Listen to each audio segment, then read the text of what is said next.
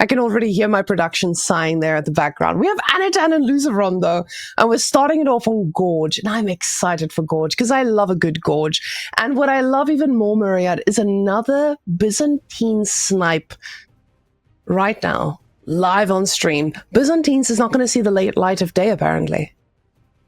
No, and understandably so. It's one of those civilizations, right? You take your foot off the pedal for even a minute against them. Next thing you know, they castle age, and the next thing you know, you have 10 cataphracts, and then you're just dead, and it doesn't feel good. So it's not going to happen, at least for now. But instead we have Delhi up against the French, and Lancaster was sniped by Anotand. No surprises there. That's another civilization that I dread to face on ladder, and I'm sure it's the same for everyone. But it's going to be a classic instead, right? Delhi up against the French. We have seen this matchup so many times, and it's always one that is going to deliver. Apparently I'm a little bit quiet. Sorry about that. We're going to look to fix that ASAP, hopefully. Meanwhile, I can maybe speak a bit closer. But yeah, this matchup is always one that delivers, right? It's very aggressive, and oftentimes there's a lot of cavalry involved. Big reason for the aggression in the first place. So quite excited to see how it goes as we load into game number 1 here between two incredibly talented players. Anotand representing Volta Esports in the south side. Actually, no, that's LucifroN as the color switch here. Wait, no, it's not. Oh no, it is Anotand actually. There we go. We got there. Everyone's yellow. Evaded, yeah? So it is going to be Anotand here on the Delhi Sultanate in the south side of Gorge, facing LucifroN on his signature French in the color red on the north side of Gorge. And what a map for both of these civilizations. They feel at home here. And honestly, seeing LucifroN and Myriad, I am already scared for Anotand. I know when people think of Delhi, they're like, oh yes, of course, this civilization does great against armored units. No, French, they are pretty much okay against Delhi, especially with the mobility that they can match and the fact that knights are just made of steel. So it absolutely feels wonderful for LucifroN to get this civilization in this matchup. Now, one thing that we always ask ourselves, how am I going to do damage? And the answer is, well, it's all about that food. So that early game food, we need to see what the sheep count is looking like, but with Anotand only having a handful, I feel like LucifroN might be the one who's snacking tonight. Now, it's still very early game, and we'll see what the man has in his on his scout from here on out, but it's going to be easy enough for LucifroN if he can just sustain those first few nights and ensure that he keeps Anotand in his base. Yes, there's always plenty of mind games going on this map in particular when it comes to scouting. One of the few maps where sheep are directly determined spawns that do not vary at all between games. So that knowledge can result in some interesting patterns forming when it comes to the early game scouting. And oftentimes it can yield interesting results when it comes to sheep, which we will check very, very soon. But the Dome of the Fate is on the way for Anotand's Delhi already. You know, LucifroN slightly lagging behind, courtesy of that Dark Age wheelbarrow, which slows down French just a little bit, but gives them immense value earlier because it is already in, and they don't have to worry it. Now, this is likely a lean into Pro Scouts by LucifroN, because affording wheelbarrow even after Pro Scouts mixed with knights as well as your other upgrades, it can be expensive. So typically we go Dark Age wheelbarrow when we want to go for those Pro Scouts. So that's likely on the menu here for LucifroN, and it makes so much sense as the French in this matchup in particular, because you take the day nice and early, you begin your pump ahead of the Delhi with superior food that way, and you can then contest the sites in pretty good timing. Yeah, we usually have to look at exactly where the hits would be and how easy it is for the knights to then maneuver around. Like you said, Pro Scouts, definitely a very viable choice here, because with Pro Scouts, you're already going to be able to sustain that knight production. The thing is, with the deer spawning both on the same side, it doesn't feel as easy for French to just go for it unless they get map control as well. So that's why it's so important for them to get that first knight out so that they can force their opponent to react to this. LucifroN is not the kind of guy who plays every game the same, so I'm not going to be foretelling it like that just yet, but with the food he's floating, he's already getting ready to make that first knight. He needs to ensure that Anotand doesn't just get to make units and shut him down. He needs to make sure that those Ghazi Raiders have something to chase. Will of Cavalry is now completed, and the first Royal French Knight is in production. I'd like you to head directly towards the gold, but the timing is always interesting here, especially with the delay from the wheelbarrow. Ghazis should be up in good... Wait, what? Why is the mosque only going up now? Did Anotand forget? Oh, I was about to say, is that another barracks as well? This is about as painful of a Delhi opening as you can possibly have for getting your mosque. Now, I have seen this before, and I wasn't sure whether that's intentional. It looked intentional in that game, but a spoiler alert, that was a long time ago, and it went absolutely apocalyptically bad for the Delhi. So we're going to see whether that's the case again here. Now, the knight is going to hit the field, and Anotand, well, the Ghazi pump is definitely going to be slowed down because there is no efficient military production, so he opts for the spears instead as a blocker, and that's going to do just fine initially here. But Pro Scouts is already on the way for LucifroN, almost finished by now. The scout numbers are climbing. He's going to have free reign over the map. Now, getting into a position where your Delhi upgrades are already delayed, you're going to struggle getting that map control that Delhi absolutely loves to have in this position. But Anotand getting those spearmen out to ensure that the knight does not hit too hard. He's already putting up some whammels there at the back so that the raids are less efficient, and you are most likely going to be running into a sticked man to ensure that your knights don't just run around for free. Now, he does try to find his way through, spots this pretty quickly with the scout standing there at the ready, and gets that corner up that is so important. That first one is not going to be hitting anything, but he does see the pro scouts, and this means that he knows that there's not going to be as many knights as you would usually see in the early game. And what I would like to see from Anotand with that is finding a way to actually punish that or capitalize on it. But the problem is with that delayed mosque, like you mentioned, it just doesn't feel like there's anything he can just go and punish and capitalize on. So the French are looking really good already, but with a double spearman on the side of LucifroN as well, he's going to be able to move out on the map pretty confidently, especially with the Ghazi Raiders now coming out, and there's not going to be a viable choice for shutting them down too quickly. This is just frankly comical to me. I mean, you know, the unfortunate delay there on Anotand's mosque, right, results in a heavy delay on the Ghazi and the spears, unable to contest the pro scouts. But LucifroN had no idea about this, so he actually invests heavily into spears early on in anticipation of an early flood of Ghazi to block his scouts, and there just aren't any. So as a result, these spears are, well, they won't be a waste because the Ghazis are coming, but frankly, do you really even need them in this position as the French? I'd say not.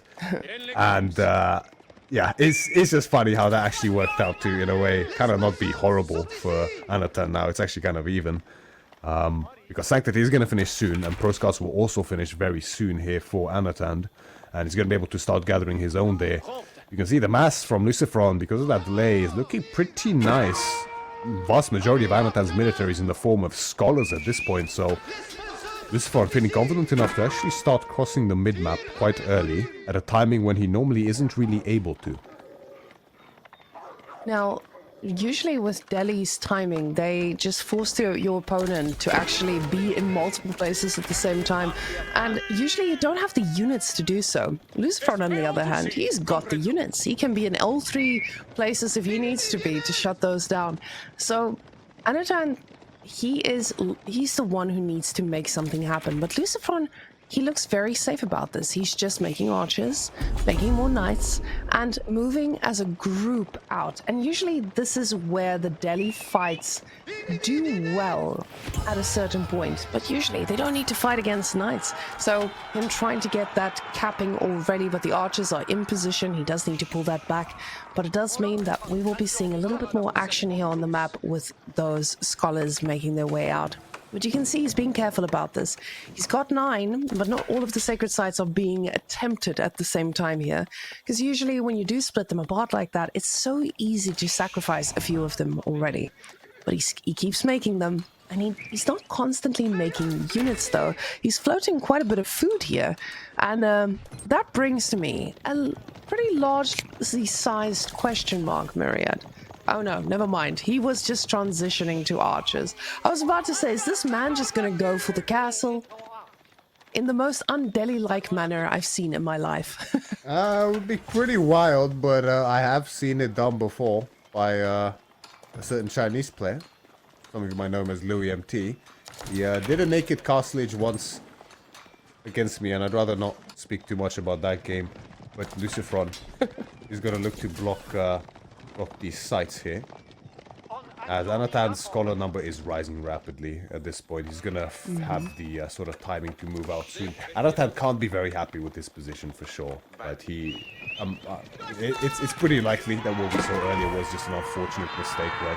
With the amount of civs nowadays that we have to be able to play, you know, there's plenty of little quirks around opening build orders for so many of them that also vary game by game, map by map. So always remembering these things, it can get difficult, so it can really happen to anyone. We have seen it happen before.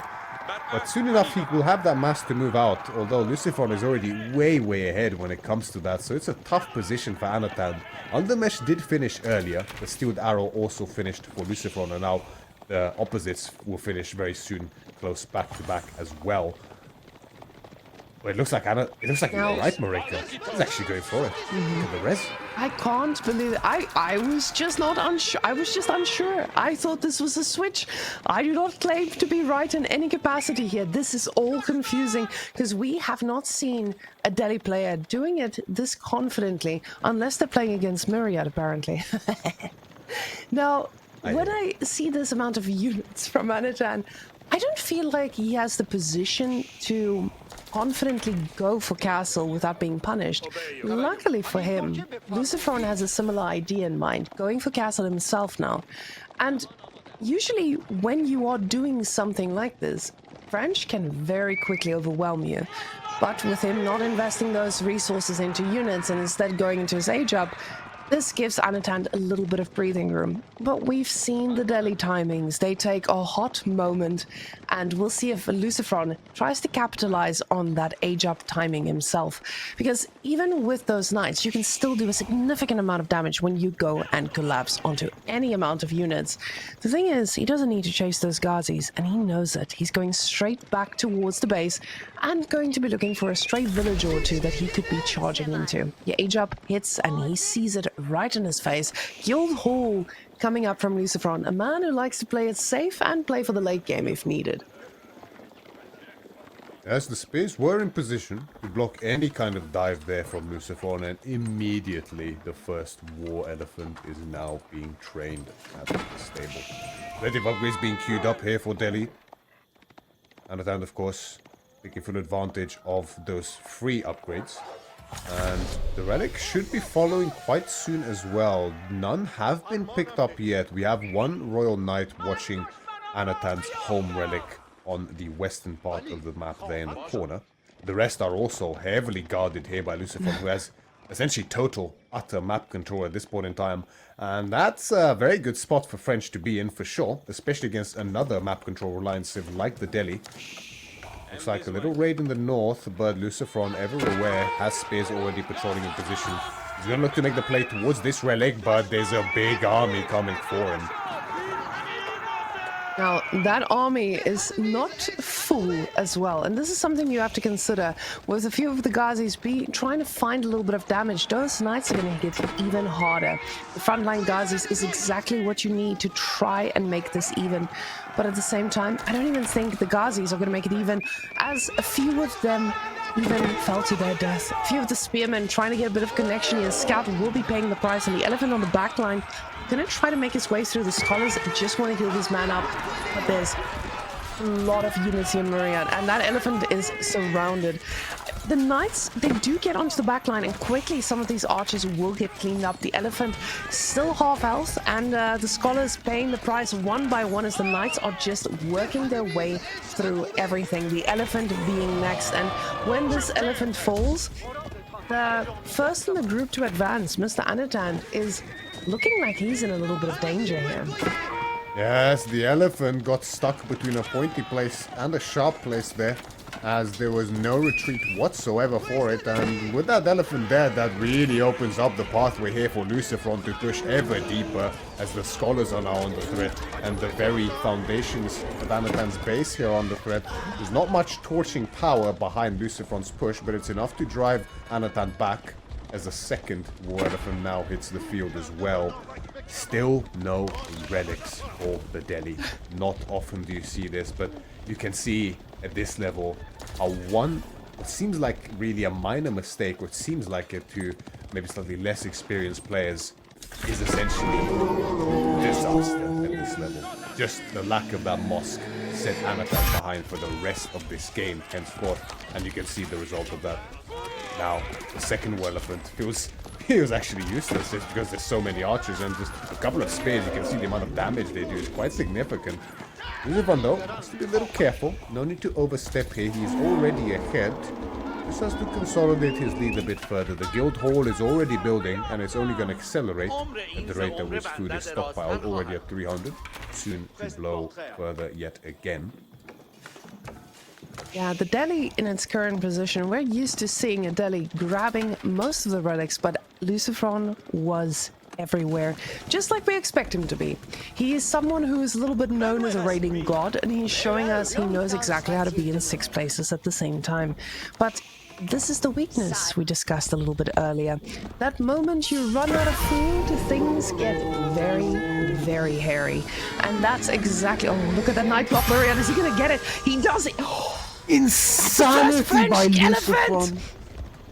We have a conversion, boys! The body block, the micro on this man is dizzying here. LucifroN with impeccable body blocks on the elephant suddenly finds himself with one hello there, as the elephant is now gonna look to hit the other elephant soon enough, and that's a fight I didn't think I'd see in a pro game, that's for sure. Anotand giving us a first here, as the other elephant is in a little bit of danger here. The archers target firing exactly what they need to fire, other archers. And the elephant against elephant now, French versus Delhi elephants. French prevails. And just like they colonized Africa back in history, the elephant has been conquered on the side of Delhi.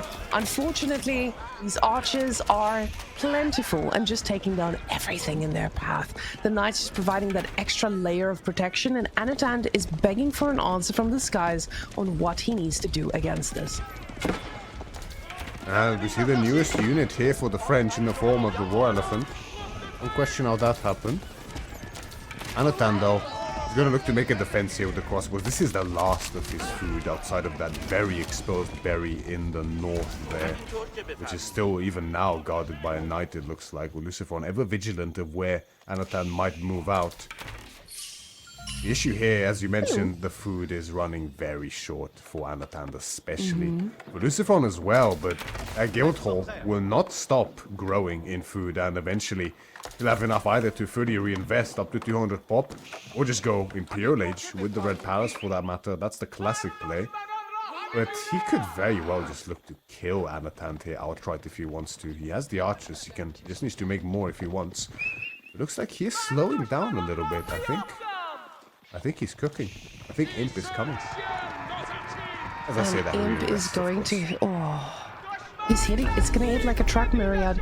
He's got the gold, he's got the units, he's got the elephant, which was not on the checklist originally, but he doesn't have the food to sustain this. And this might be the bit of an opening where Anotand tries to do something about that.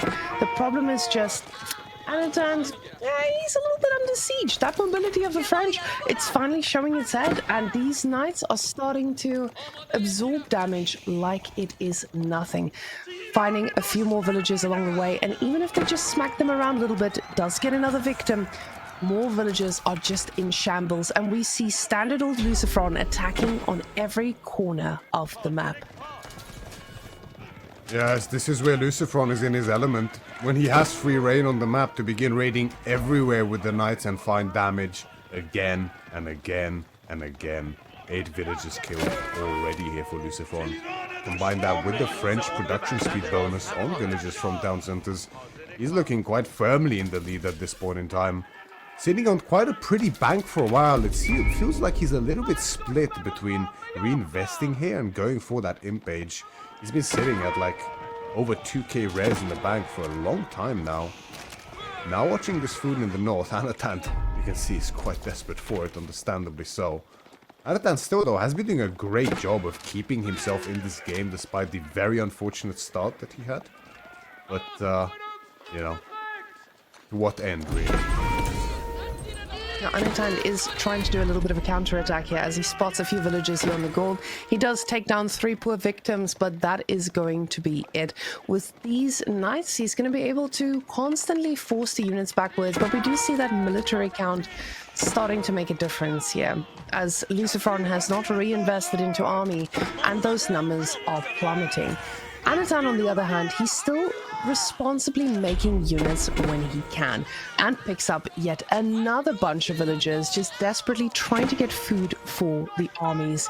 Now, that is a heavy amount of villagers, and that's going to probably almost equalize what is here with the advantage of the French civilization themselves. Only a handful of villagers in the lead here, but honestly, it is amazing to see what Anotand has done to get himself back into this position against French. Amazing indeed, as he now is ahead of LucifroN in terms of workers killed. Now, not ahead in villages yet because of the French bonus, but Anotand is fighting tooth and nail for this one, and he's doing a good job doing so. The Red Palace is up now, however, and it's gonna, of course, the discount, the influence from the keeps applies to all of those ranges, all of those stables, so all of LucifroN's units will be way cheaper now as well. We do see veterancy for what looks like horsemen, not veterancy, elite status for the horsemen it looks like, coming in. Those are now in production for LucifroN.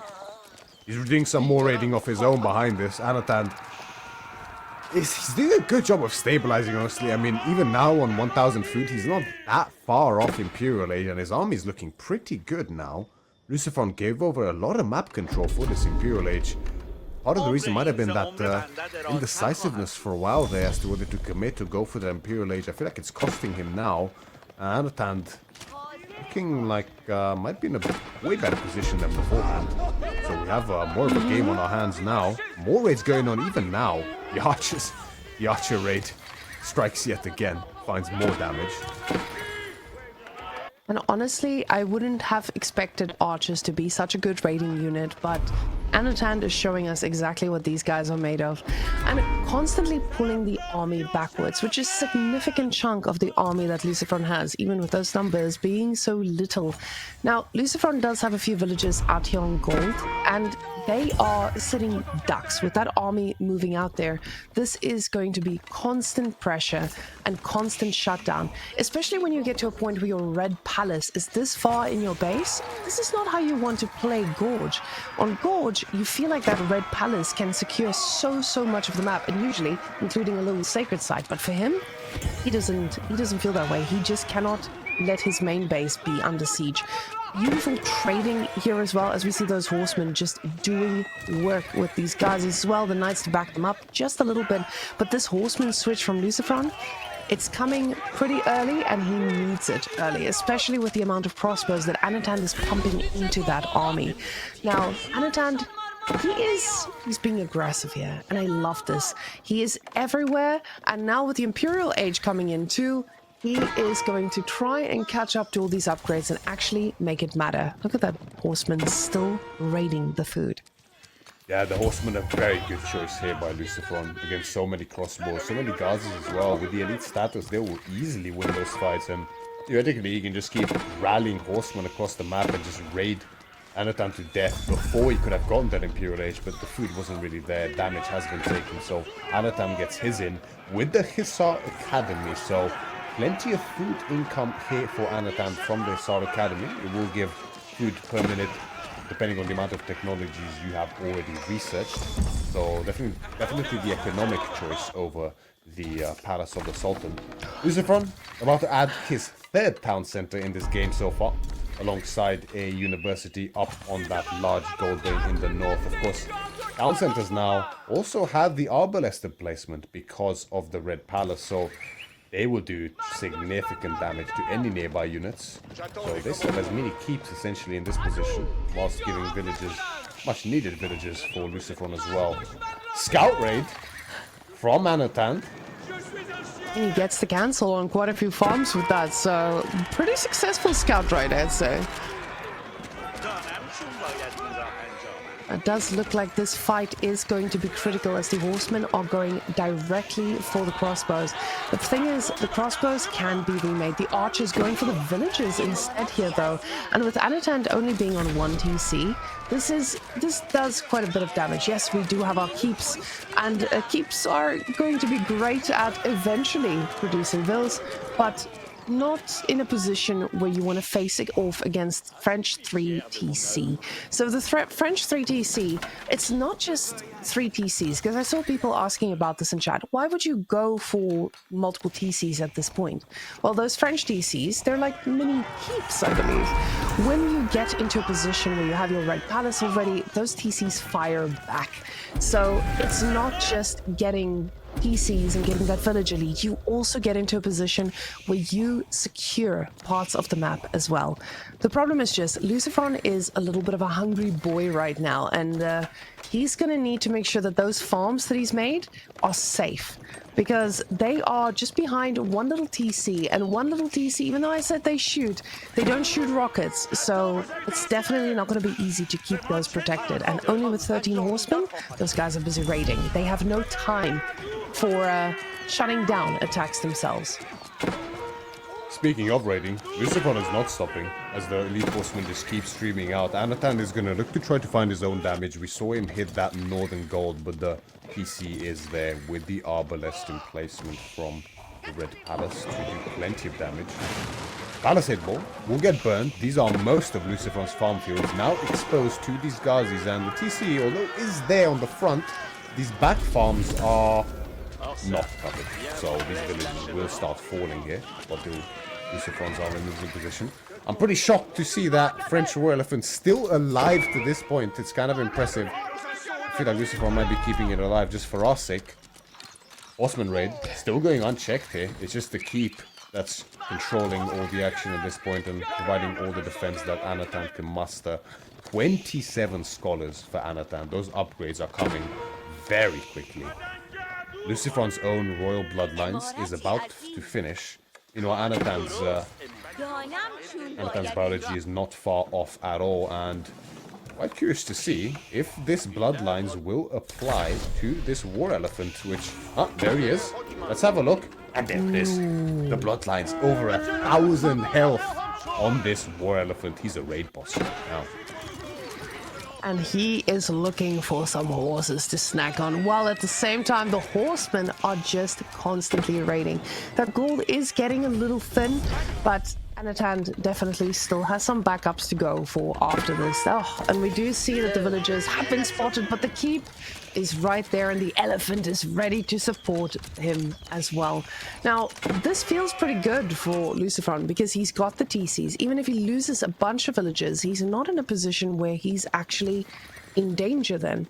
He just needs to ensure that that food eco stays ongoing. We have 1.8k food per minute, and on the other side, on Anotand's side, 1.7, but that's the beauty of getting all your upgrades. The more upgrades Anotand gets, he is just going to get that passive food per minute. And, you know, Delhi feels pretty strong, especially with those elephants. But we've all seen French in Imperial. Nobody chooses French in Imperial Age to play against, especially with that mobility. But this is a mass horseman army, and they don't look at stopping anytime soon. We see a lot of small dots out there. There's a lot of raiding opportunity, and not a lot of villages getting remade. And at this point, with the royal bloodlines in, with the third ranged armor upgrade in for LucifroN, these keeps, as you can see, they don't do that much damage anymore. So these horsemen, they really don't mind just dying to this keep as long as each one of them at least takes one villager's lives with him. That would be great value indeed. Further emplacements are needed on those keeps for better defense here for Anotand, but even then, a massive horseman is going to do immense damage with these stone walls that it needs, but so expensive. And LucifroN left and right raids non-stop all game long, keeping the villager count for Anotand as low as possible. Anotand now getting his own elephants, 3 on the field, but sure, they can secure the flanks, but moving forward with them is so difficult. They are so slow. And now LucifroN is looking to fully consolidate the center as well. The keep now coming up on this northern site. Horsemen blocking the Ghazis there to make sure it does indeed go up alongside the monk. Center site is already locked in for LucifroN as well, and the southern one is now being captured as well for him. Myriad, it's not just about all of the above that we've mentioned here for LucifroN. Look at that guild hall. That guild hall is a happy guild hall. That is the equivalent of 30 horsemen that can be flooding the moment that the army needs replenishing. So this feels like a pretty tough spot for Anotand. And Anotand, honestly, he's done an amazing job at keeping himself in this game. After a few slippery slides of mistakes that has been made. And I said 30 horsemen, but guys, it's around keep. Those guys are discounted even more. But with Anotand's position, he's given so many mistakes already, and he's still looking okay every now and again. Right now, LucifroN is in charge, but Anotand's going to be a scary man when he pulls his socks up next game, and LucifroN is going to have to be careful, because LucifroN right now, he is forcing these mistakes out of Anotand, and if he can keep this up, that's the way to take this series. Anotand has been looking so dominating in this tournament, and yes, he's sacrificing quite a bit of units here, but he knows what this is for. He knows about that bank in his base, and he's going to replenish it in no time. Anotand, on the other hand, he is just trying to swim and survive. Yes, Anotand has been looking so scary this tournament so far. Picking out a very certain player. Bezgar, won't mention that one. Those who have not yet seen it. But in this case, right, it's quite a tough position now. We do have the Bombard here in the front, looking to contest this center keep. And the center really does matter on this map as well. You're able to dictate and exert control over the flanks if you do have control of the center. Anotand, of course, understands this perfectly well, so he's going to look to take control of it now. But whenever he starts pushing forward, that means his base opens up and the horsemen just stream in again. And LucifroN has been making virtually nothing but horsemen for the past 10 minutes. And value has indeed been gained from them as just more and more villages are going down for Anotand. You can see how Anotand's food income is still looking absolutely stellar. And of course, the SR Academy enables a lot of that. Frees up so much population for you. But now with the triple elephant, Anotand is pissed. He wants to go forward, and forward he will now, with the hand cannoneers and the war elephants. This army is actually looking really scary here from Anotand as he pushes deeper and deeper. The keep is not going to last long, not next to the elephants. The Bombard did get sniped out, but with 5 war elephants, those will continue doing the siege work that the Bombard should have done. The keep is going to fall, and next is the production behind it for LucifroN, who just keeps raiding, and he's doing a lot of damage to be fair, but soon enough he will have to address this army in front of his base, and we're gonna see how he looks to do that. Siege now getting caught. That's the second Mangonel dying upon arrival here for LucifroN. You say he needs to address this, but guys, remember that safe red palace we saw earlier? That thing is going to ensure that that base is very, very safe. Yes, we might be losing some production buildings and might be losing some map control, but at the same time, we are are just walking right into a red palace that is very, very secure. And like I said, usually when you get into this spot as French, you want to get control of the map with that red palace, but it didn't matter here for LucifroN, because the control that he got is the control in his base and the control that he needed to keep on raiding. Now Anotand on 60 villages. He's just not able to cross that 75 mark. This is just LucifroN constantly raiding him. We see LucifroN now stopping that villager production at 138. It's about time, let's be real. We cannot just keep investing in this. And Anotand, at the same time, he is now just making every bit of unit that he can with the resources he can, because the villagers, they are just not staying alive. He's investing everything he can into army. But the next raid of horsemen, Myriad, these boys are looking for blood, and I think they'll find some. And they just won't stop coming. The royal bloodlines, the tankiness, the health. He can just keep doing this with the enlistment incentives from the French keep influence. These horsemen are dirt cheap for LucifroN, but so potent in this raiding, and he's gonna just keep doing it. He's gonna just keep raiding. 84 economic kills now. LucifroN more than doubling Anotand's villager count, and the income is matching it as well. He's severely ahead at this point in time. Anotand is looking to clear the map keep by keep to open himself up to be able to contest, and to be fair, his army is incredibly scary and really hard for LucifroN to deal with. But he just has to keep raiding, and eventually he's going to reinvest into the army he needs to deal with this, and that's when it'll get really difficult for Anotand for sure. So now, Anotand still has a good fighting chance. As long as this army is standing, it still has presence and stakes in this game. Now, Anotand's army is going to need to do one massive push to actually make this matter, but LucifroN has the resources and he's constantly replenishing. We see those orbs at the back. They are in queue and they are going to be tough to handle. The elephants, they are pretty scary though, and it doesn't feel like LucifroN is taking them out too quickly, but at the same time, he doesn't need to. He's got the TCs, he's got the keeps, and he is going to just reinforce constantly while Anotand is spending every bit of resource he can and just not able to reach max population. So we can see 1.7k food per minute, it just doesn't feel enough to stay up to that level. But now LucifroN losing some villagers, and this is probably what he needed. Exactly. The clash that is likely to determine this game is coming in now. We see the incendiary arrows on the Arbalite 3 allowing them to almost two-shot those biology elephants. So much health on them, but these Arbalite 3, the best crossbowmen in the game, are the ones for the job.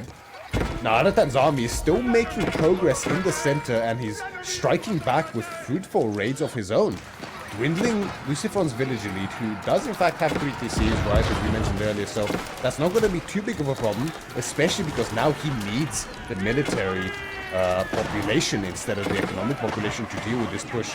Double bombard as well on the front here for Anotand, looking to really start gaining ground.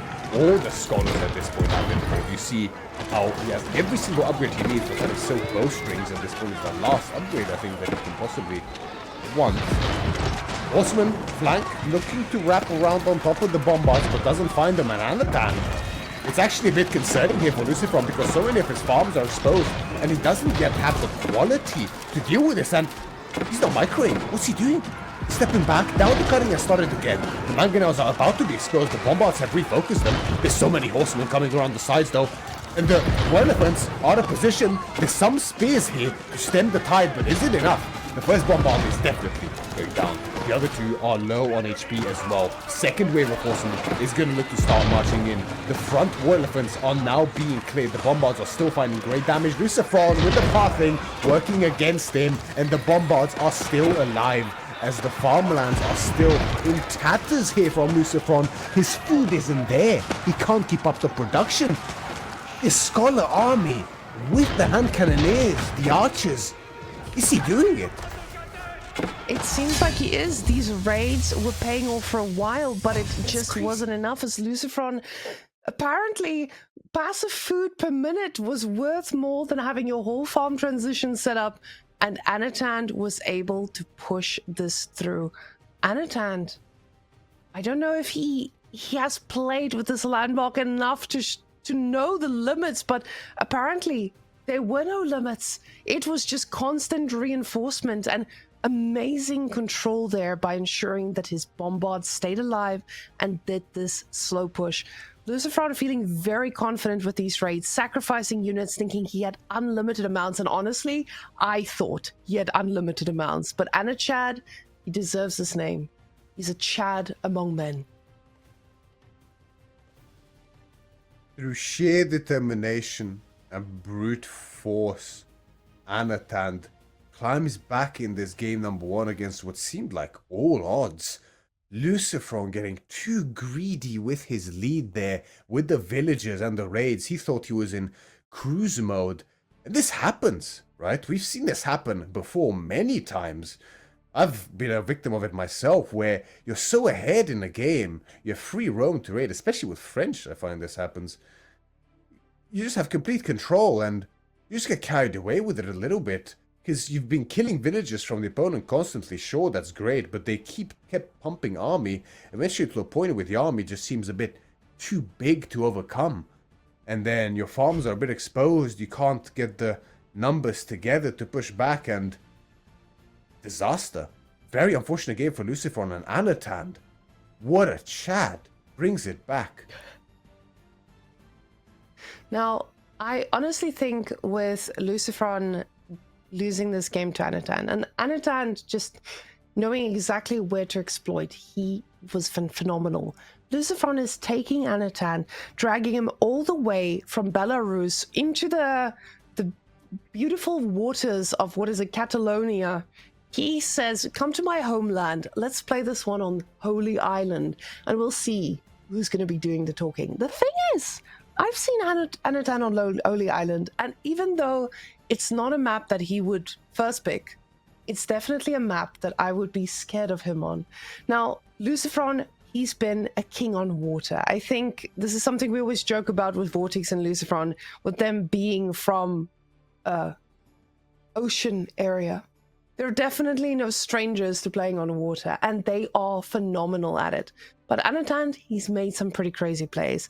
The thing is, though, we do have Katie here, and Katie hasn't really seen the light of day as much since their nerfs.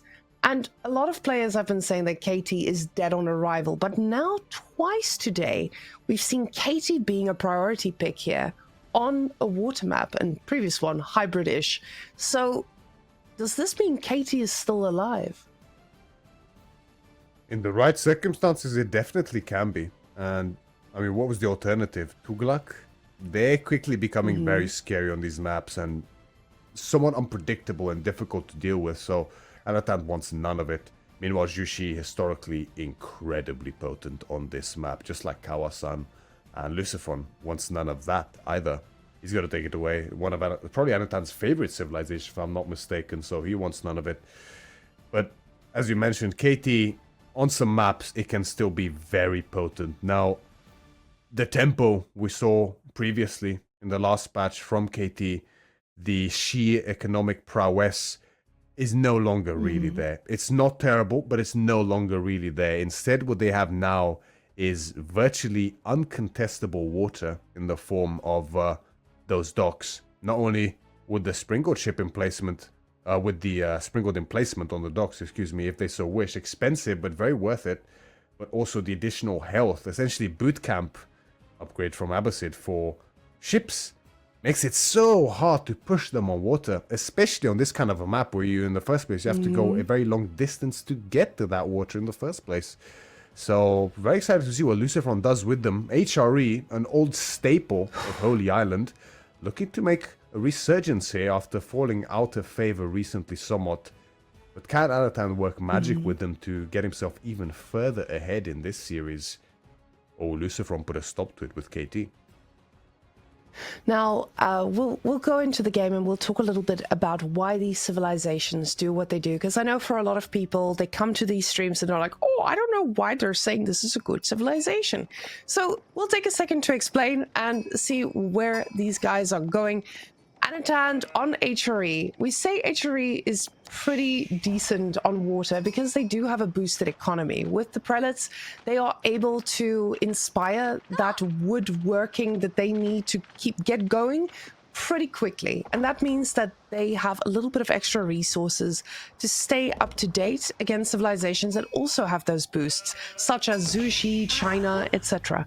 Now, both of these players, we see them going on out towards the water because that is where they belong, out there on the water, to just ensure that the fishing boats can start producing. Now, I believe Knights Templar, they are not necessarily going on water anymore because of the dock price increase. Myriad, can you talk me through that? How is KT changed? Because they used to be dominating on water. How did they address the KT's performance on water?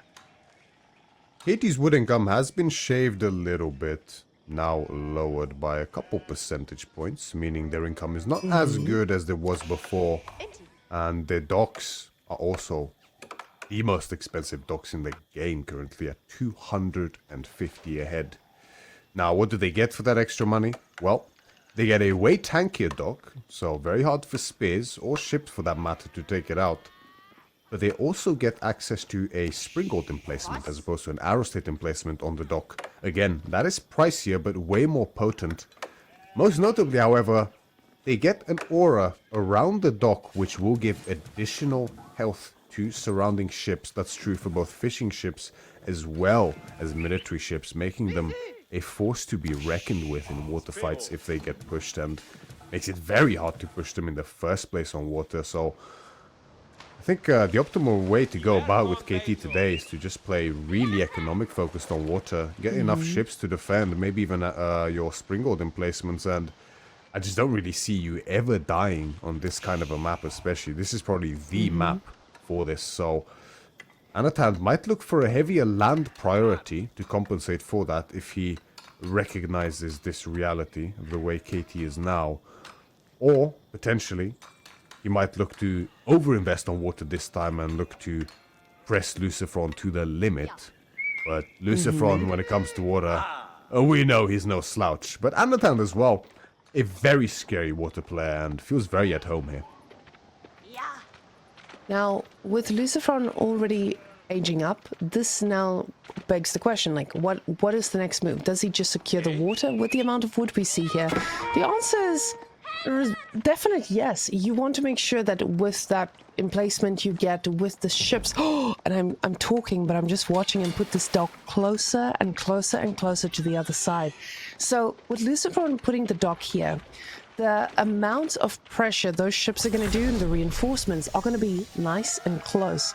But also, getting that emplacement is going to hit a little bit differently, because now those ships need to pass through there, and that's an extra layer of things that you need to pay attention to. Anotand's going to be able to age up pretty soon now, and honestly, with that house position there, I feel like we're getting a mine work. But at the same time, I don't know if that might work against LucifroN. An Arcane Chapel comes on down. Now, I would love to see that Arcane position, because of course you want to put it against the wood line, but he ages up with 9 villagers as well. And that is a heavy amount of vills to get things done with.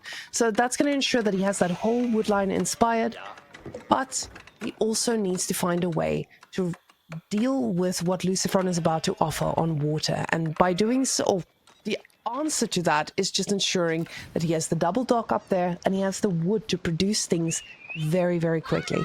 Because LucifroN, once he gets control of this water, things are going to get out of control.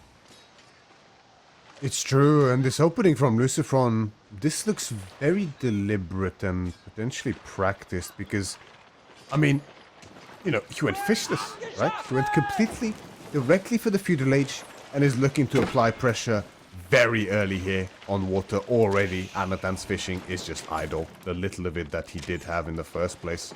He's rushing that age up desperately, knowing he needs to respect this timing, but will he be able to is the question, as now the Springboard ship is on the way for LucifroN. Demo in queue as well behind it. He's gonna look to completely shut Anotand off of water prematurely here, and he's looking in a great position to do so. The problem with this timing is, although you have the double dock here from Anotand, which is correct, you just don't have the food to actually produce 2 ships at the same time as you would like to because of that idle fishing partially as well. So then you have to compensate on land, as we see him doing now with sheep under the Arkan Chapel and villagers gathering from them. But that in turn decreases your wood income. So it's all sort of exponential, one by one thing goes wrong after the other. And the tri-ship is out now for LucifroN. Anotand did get his sprinkled ship out, but where is it? Oh no, it was just a little bit of a delay. Yeah. Now we have it out. Exactly. And now that it's out, he's going to try to make something happen. Oh, but look at that demo ship. Getting both of the fishing ships absolutely disgusting. And this type of control is exactly what was needed. Now just a galley against the Springald ship. But Anotand is already standing ready to explode back at LucifroN. Now, taking a look at that villager split though, LucifroN is investing a lot of villagers here onto wood. And because he's playing Knights Templar, that also means he gets a little bit of food from this wood gathering. Anotand, on the other hand, he has to invest a lot more on wood to just get the pure wood, to get the water to go his way.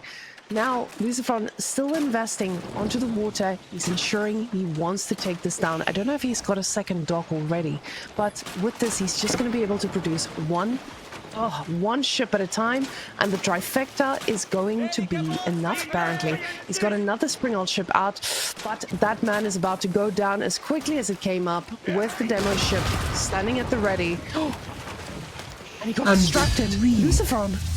And just like that, it was just too much. The Sprinkled ship, he greeted for the second hit, not thinking that the detonation would be enough. And I think it actually might have been, but I'm not sure. It's always so hard to tell. We're talking about single-digit numbers of damage here that make the difference. And just like that, LucifroN is dead on water with just a few detonations. Anotand in the lead now, 2-0, and I can't help but question this gameplay just a little bit here. I feel like he just did not play to his strengths here in this second game, and well, we can see the result of that, right? Anotand looking in pole position here to take this series, now leading 2-0, and LucifroN, I mean, you have to feel the stress a little bit after that first game, after being so ahead, and makes me wonder whether it's manifested a little bit here in the second game. Yeah, honestly, knowing how LucifroN, or how often LucifroN also plays water, he knows when he's behind and he doesn't have a comeback mechanic. And maybe just getting into that position, that's exactly what he felt and realized, hey, I'm not going to make a comeback from this. I can't put down a second dock. I can only produce from one.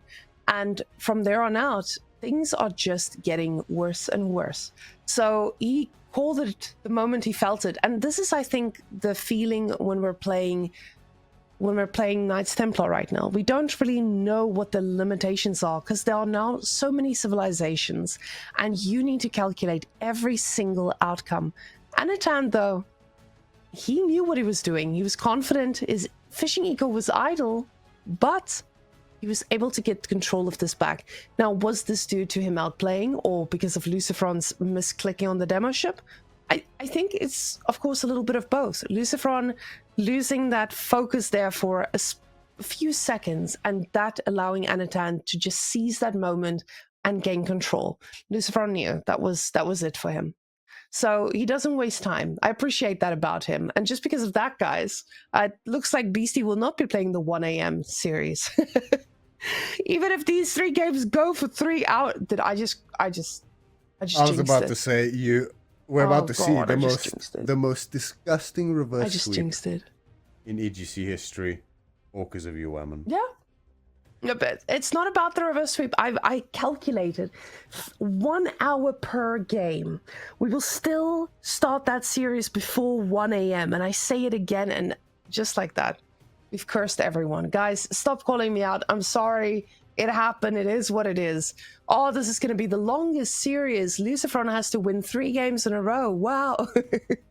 But we're on Kawasan, though. And this is LucifroN's pick yet again. Although Anotand, he was just like, let's go for it, boys. He doesn't want to play against Taklak, though. On water, he's like, nah. But Mongols, we're in for it. But as the Ottomans, I don't really know how Ottoman plays out on this map. A bit of an unusual one, right? Ottomans, we have seen them on hybrid before, and they can look very scary indeed. There's absolutely no reason they wouldn't work just fine on this map, honestly. I mean, the early water contention might not be great for them. They don't have any real perks when it comes to water economy outside of the cheaper docks, which is nice, but, you know, you'd rather make a lot of ships on this map as opposed to a lot of docks, so it's one of those things, you know, where it's not the best, it's not terrible, but, you know, it's something at least. Mongols, however, doesn't need much of an introduction. They have been the boogeyman of hybrid in the past for a very long time. Then, of course, you know, Japanese came over, there was a whole phase, and that's a long time ago now, but they're still such a solid pick on these types of maps. But historically, Ottomans is just a direct counter to them, I find, in a lot of situations. And Anotand is definitely an Ottoman enjoyer. We have known that for a long time now. So I'm very excited to see what he's going to bring out here. And LucifroN, I mean, he's fighting for his upper bracket life here. And we're ready for them. So guys, let's go see what Ottomans versus Mongols looks like on Coruscant. Oh, never mind, I've just been informed, not yet. I was really excited about rolling into that one because I have seen Ottomans versus Mongols on more standard maps. But Ottomans in itself against the water map, I would love to see what the man holds. At the same time, looking at the rest of the draft, I just wanted to point out LucifroN got House of Lancaster through. He didn't get to play it, of course, because the sniping system stopped him on Gorge. But if LucifroN survives this next map, he still has a lot of cards up his sleeve. He's got Marlians and he's got House of Lancaster, which both of them do pretty decently on King of the Hill. But at the same time, Frisian also has a few viable choices here. I think Anotand in a similar position, though. He's still got Ayyubids left and Byzantines, which I think both of those civilizations are very quick to get sniped on most of these maps.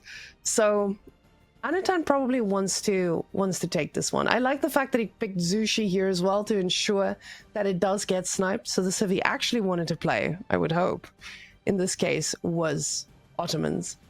So, looking at the draft for the rest of them, Myriad, where do you land? Who's got the advantage here? Tough to say. Purely because of the snipes, right? That makes it so hard to call what will get played where. I think we'll have to see whether that's even the case. Yeah, we're already in, it looks like, as Anotand looking to take out the legend LucifroN 3-0 here. And he spawns in the south side of the map as the Ottomans. Facing, as we mentioned, LucifroN in the color red as the Mongols, who starts with an Uvu, actually. So this is likely an indication of some Dark Age gameplay intent from the Mongols here. Anotand, of course, is fully in agreement as he has his own barracks already up and running as the first spearman is about to hit the field. And it's a forward Uvu as well for LucifroN here. So not really what he wants to see, especially with spearmen coming from the other side. And in the past, Mongols was undeniably the #1 Dark Age civilization. However, that spot has belonged to Ottomans for a good while now. Now, to be fair, you have to take a look at that spawn, though. Mongols, this poor man, LucifroN, he did not get his Marine Lord spawn this game. If you want to get your TC in a tough position, this is the one to get it in. The gold is all the way in China. It's all the way in the next game. And Anotand, he's just going to run straight up to this and start torching. This is his life. He's living a good one at that. And this makes it a little bit tougher for poor LucifroN here. Now, he's going to start producing himself, and the overlay doesn't show, but there are spearmen in queue, especially when they're coming from the Uwu. They are producing double, so as a result of the Uwu, he's going to be able to get the spearmen out just quick enough to try and shut this down. The next one is in queue already as well. Okay, so spearmen from Anotand are gonna keep connecting there onto the Uvu, and as the numbers continue to swell here for Anotand, it's only going to get worse, really, for LucifroN. I mean, being already pressured this way is pretty severe. And the more spears are produced, the closer we get to that vizier point, until eventually we're going to have the imams brought in. And when the imams come out, there's literally no hope left for the for the Mongols in this Dark Age. Already, LucifroN has to replace the whole TC, actually. The entire TC is being moved in recognition of the fact that this is actually dire news and this needs to be stopped immediately. But the cost of this is astronomical for LucifroN. Look at the sheep. The sheep, yeah, the sheep now badly out of position. And already the investment into spears, right? Thing is, you can tell this wasn't on the cards. He never wanted to do this, otherwise he wouldn't have bothered making the spears in the first place. He could have just staged up naked and it would have been fine. But now, not only is he behind the whole villager at least, probably more, yeah, we can see that counter there, it's more than one villager. But he's also behind in spears, and looking like he might even be behind in age up. Now, getting behind the Ottomans is never where you want to be, because with the Ottomans, the moment you let them get ahead, they just live their best life. And that's exactly where Anotand is going to find himself, especially with him getting all these spears. He's going to have a lot of land presence. He can easily go for a little bit of war if he felt that way, or he could just play a standard or fast castle or just feudal pressure. That's the thing about Ottomans. There's so many choices. He can do anything. And LucifroN is the one who needs to respond to this. LucifroN is the one who needs to find an answer. Well, with the amount of guys we see on wood here, we know what this is going to be. It's going to be a good old dock. And once the docks start coming, there's going to be no reclaiming those waters. That food income is exactly what he needs to have a nice glide into the later stages of the game. Now, the Deer Stone's being made with 5 villages, Twin Minaret Madris with 4, which means these guys are going to be aging up at more or less the same time. And that's going to be quite nice for whoever gets to dock on the right side. And when I say the right side, it depends on who has the wood in the bank to make the first military ship to shut this down. Yes, the first dock now joining here on the Lefton Pond. It appears like there's no move out by LucifroN yet to do so. Not that he really can. When I look towards this eastern pond, finds the scout from Anotand, so he knows that with his space here, it's kind of obvious that he wants to go for a dock here. I doubt Anotand will let him. Queen Minaret about to finish. Deer Stones as well, not far behind at all for LucifroN. But what do we follow up with in terms of units? Archers makes a lot of sense here, for either side. But that costs a lot of wood, and when we want the wood for the docks, ideally. But no, LucifroN, straight for the archers, it's gonna be. And But are those archers, or are they Mangadai? Because, question, if we go for archers, we are just going to lose them. Oh, also went for the double imams. Very nice. If we're going to go for archers, we're just losing those to Sipahi. We talked about this earlier, guys. Twitch chat, we all molded about this a little bit. Sipahi's greatest unit in the game. And you making archers into them, it doesn't serve its purpose. So with that, you have to keep in mind that the very easy answer to this is having that little bit of mobility. Now, seeing those 2 imams gives him the information he needs to know exactly where that investment went. Food from LucifroN looking a little bit dire. I would be very scared as a LucifroN. And I think he's going to be exactly that. Because those 2 villagers, they went out to go build the dock. But there is a ship securing that lake already, so the dock is not going to get docking. Not at all. the Dow patrolling the northern shore of the left pond. Gonna make sure there's no sneaky dock attempts here by LucifroN. And Anotand already has... yeah, the right pond is already secured by Anotand with a second Dow in production to secure it as well. And the archers are out from LucifroN, but the sad part is, it seems a little too late here for him, as Anotand's lead will just continue to build at this rate. Now, he does have a decent little timing here to try to find some damage. It's definitely not going to be on water, as that Dow will make short work of all of these archers. but maybe on land. We do see the Khan. Scouts the wall up. Tower as well coming up behind the gold mine, so that's going to help a little bit, but it has limited range, especially on the back that way, so these archers, if there's enough vills on the gold, they will be able to hit them safely. Imam's under threat, but they have decent health and not enough archers, so they will retain their lives for now. And this is the most annoying part about all this whammon. The Dao can just keep annoying those reinforcements. This is LucifroN saying, I'm done. If this doesn't work, it is what it is. But I'm giving it my all. And that's exactly what we're seeing here. A man with a plan, with aggression, and Anotand who just needs to sit back and make units. He needs to make as many units as he can, and he says he knows which units to make, and those are just going to be Sipahis. So with those Sipahis, he's going to have a pretty good answer to most things, but LucifroN knows that their response is going to be Sipahis. So with that, he's just making a few more spears to ensure that this is reinforced. But Anotand, he's got the water. All he needs to do is make more units, and he should be able to do so. That ram doing its best. The villagers are going to get a torch out and no damage is done to them. A little bit out of position here. LucifroN just letting all that damage go through. He does lose one villager and the spearmen do go down. 2 villagers. Okay. 3 villagers. My goodness.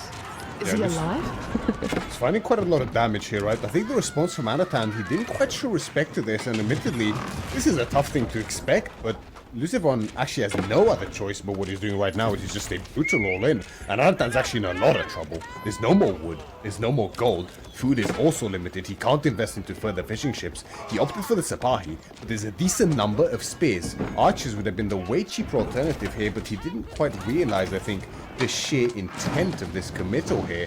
And LucifroN is just looking to completely bully Anotand out of this game number 3. This is a disaster. And I don't think that LucifroN expected to be able to do this heavy amount of pushing. And he's doing a really good job at it. He knows exactly the limits of this archer combo. He's not going to chase those Sipahis. He knows that they're fast. He's counted the legs. He saw that there are 4 legs on those horses. He does not have 4 legs on his units. The math, it maths. He knows exactly where he needs to push. And the answer is villagers. Villagers getting inside, one paying the price, those imams. The next snackadoodle do the archers make of them. And one of the imams going down. A pretty tough spot to be in. Anotand needs to find units somewhere. And apparently Sipahis were not the answer to it just yet. The ram did go down here for LucifroN, so this buys Anotand some much needed time. Oh, the Khan's Hunter does get discovered by the Sipahi. That would be a very valuable pickup here for Anotand, and looks like it will go down. But the wood gathering is such a big problem here for Anotand. He can't afford production. He can't afford fishing ships. All he's able to afford now is Sipahi, and that's because they're so cheap on wood. Second ram is now in. LucifroN has to be careful. He needs to defend this, but the angle is way more punishing than before. He's going to be forced to tank both the sea fire and the arrow fire from the outpost at this point in time too. He really can't stay here for long. Both of these units are very weak to archer fire. He does have his ranged armor now. Steel arrow coming in behind this as well. But the angle is rough. It's just too much. He might have to try to go around behind the wood line and hit there with a falcon. Or maybe go through the wall. But that means that his reinforcement line is even more exposed, and the Sipahi numbers are building. Now, with the Sipahi numbers building, he needs to get a lot of units to keep being able to do this. The thing is, he's looking at this side of the map and he's like, hey, this is where my landmark is, this is where I need to attack. But, like you said, if he goes around on that wood line and just tries to attack from the other side, even just with 3 units, he's already gonna have a much different of an experience than what he is having right now. Now, LucifroN, though, he's out there on the deer, so those Sipahis running past, they could actually do a lot more damage than LucifroN can account for. And we can see now the ram actually going to find some different types of damage. But this is still LucifroN's aggressive game that he needs to find more damage for. Yes, 11 villagers went down, but you have an opponent who has 2 lakes. And honestly, now that I look at it, I realize there's not going to be any gold access under any circumstances. And with the ram, he also gets the little bit of bounty with all those going through and does not get the dock just yet. But just yet, it will go down pretty soon. Yes, I have a hard time believing that Anotand will be able to get a villager out there in time to repair it, with LucifroN's army posturing. It appears like there's been a little move out onto that left wood line. There is something there. Villagers gathering potentially. This is, yeah, he's only willing to risk 1 villager, it looks like. Probably a prudent choice here. Market is up as well. Now, Anotand did get that much needed archer range out, and that's the first step towards maybe recovering in this position, because this aggression is just relentless from LucifroN. All out unit production, no economic upgrades, there's no time for it in this position. Very much understandable. He's gonna look to press in again, but as we mentioned before, double arrow fire really hurts, and he feels it. He decides, yeah, no, this is too much, and backs out yet again. He might want to shift over towards that left wood line soon. Anotand idling out the villages, but finds no damage. They are there on the gold. LucifroN's army, it's idle. Oh, he notices. And the villagers are safe yet again. Now, Anotand is trying to capitalize on all these fishing boats, but the problem is he cannot make as many as he needs to... Oh, and this one could completely shut down. Now with this dock coming up, this means that LucifroN is giving himself an edge to getting into it. And I mean, he's been in the game ever since he made a ram, but this just feels a lot more different. Oh, and he does spot the villagers, and one of them will most likely go down. Oh, is he going to finish it? He is. Last tap comes through. The villager pays the price, but the dock is up. Ladies and gentlemen, naval arrow slits is going to make this lake a little bit harder to conquer for Anotand yet again.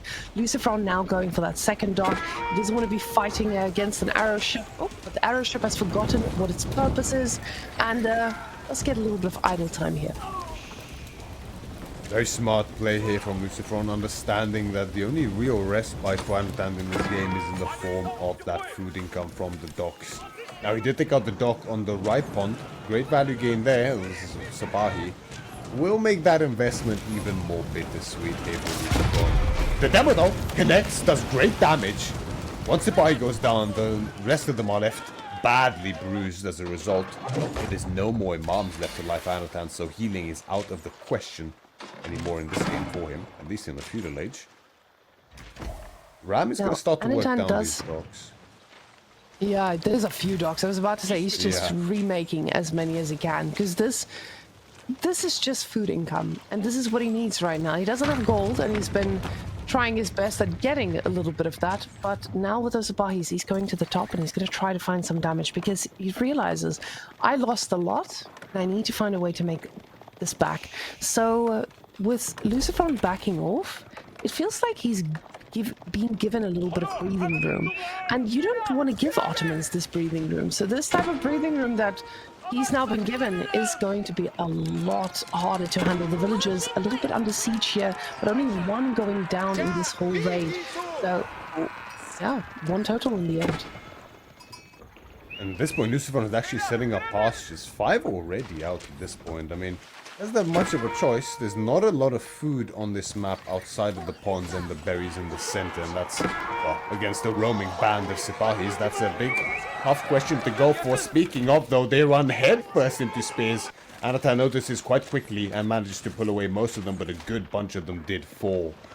LucifroN's military is still looking very impressive. He just needs to place it to find damage, but can't quite manage it. He knows he can't press towards that wood line. It's just too well defended with the tower and the positioning of the TC. Anotand is eating away at it. Eventually it will become more exposed, but that's not the case yet. The ram gets taken out again. LucifroN gonna look to gain even more value from these docks, and Kurultai is now on the way. LucifroN turns this all... I didn't even see this. Just turns it around into a castle timing. And LucifroN going for castle is, you know, it would usually be scary. When you're playing against Mongols, you feel like, oh, they win castle. I need to do something. I'm about to play against the Imperial units any second now. But Kurultai gives him such a major advantage with the units that he's got.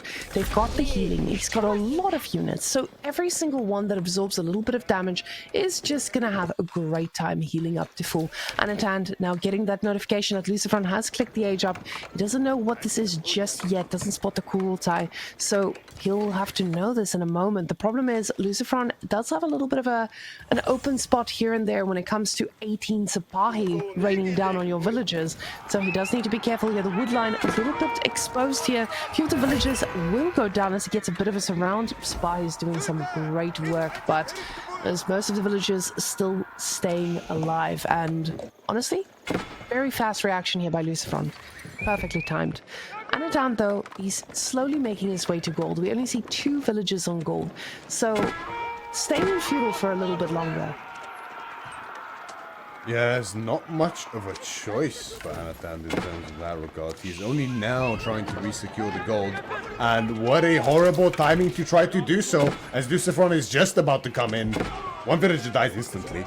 Reinforcements are also being kicked off here from Anotand, and the Kurultai is rolling in menacingly. The archers now have veterancy. Keshiks are starting to hit the field as well. And with this Kurultai, we see level 2 ranged armor. LucifroN is doing everything perfectly in this position. Kurultai has set up their stones as well behind it to further boost the speed of the reinforcements. Keshiks are still kept in check by these spears, so great work by LucifroN behind it as well. Anotand is scrambling at this point. Healing from the Kurultai doing great work, but these are still mostly light units, so it's important for LucifroN not to jump the gun. He, of course, must recognize the ever-present Sipahi that are looking for a wrap around behind this. They are moving in now. There's still plenty of space on the field for LucifroN, but it's all about the positioning. You just can't be caught with your pants down here, and it's not going to be the case. And honestly, it looks like he's wearing a belt right now. He's making sure that these pants are staying up. They're not going to be falling anywhere with all these Abais. I say that he runs a bunch into a bunch of spears, but he says these archers are more important. I might need to sacrifice a few for the cause. The archer's trying to focus fire all these spears. He does get a pretty decent connect, but this could be devastating either way. The Sipahi number's still looking strong. He's got 16 total. The reinforcements are arriving, and the archer numbers are dwindling here from LucifroN. It looks like LucifroN may have just overstayed his welcome a little bit, and that crossbow emplacement that the TC got was just a bit too strong for him to take down. And this is pretty crazy to look at. So for those of you who don't know, that TC is firing crossbow shots, and it does so much damage to these units trying to get us around. And just because of that, he was not able to sustain the usual TC fire that we usually see with those few little arrows firing at your units. That's right. The crossbow emplacements now for Anotand are pivotal in this defense, as well as the Sipahi, who just moments prior we saw just absolutely effortlessly decimate some veteran Keshiks and veteran spears, you know, as they should. They are horsemen at the end of the day. And now Anotand desperate on the defense here, and he's doing a great job of defending. He's utilizing the Sipahi to their max, fighting with the range as well as the attack speed bonus. This is why this unit is just disgusting right now, and he's looking to take full advantage. Combined with the garrison arrows, LucifroN's military is stalling. He just can't break this line of Sipahi, man.